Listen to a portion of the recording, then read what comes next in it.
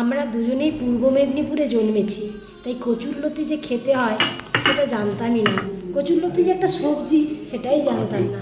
পূর্ব বাংলার এক কাকুর বাড়িতে কলকাতায় এসে ভাড়া থাকার পর জানলাম কচুরলতি খুব সুন্দর খেতে।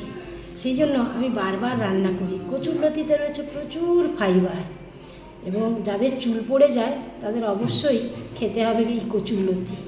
এর জন্য একটু সর্ষে বেটে নিয়েছি, একটু চিংড়ি মাছ ছাড়িয়ে নিয়েছি, আর পেঁয়াজ আর রসুন কুচিয়ে নিয়েছি। কড়াইতে তেল দিয়ে পেঁয়াজ রসুন দিয়ে দেবো।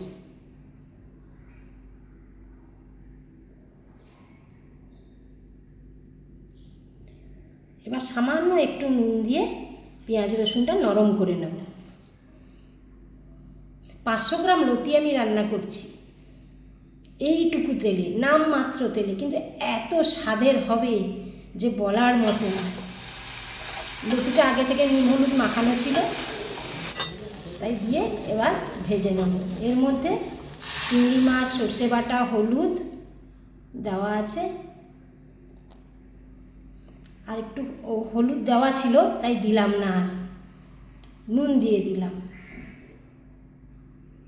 সামান্য একটু সর্ষের তেল। বাস, এতেই ফাটাফাটি স্বাদ হবে একেবারে। এবার শুধু ঢেকে ঢেকে নেড়ে নেওয়ার পালা, আর কিছু না।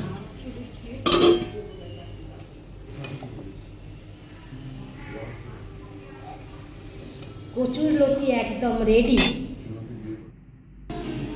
দেখি ভাতে লঙ্কাটা মেখে নিই।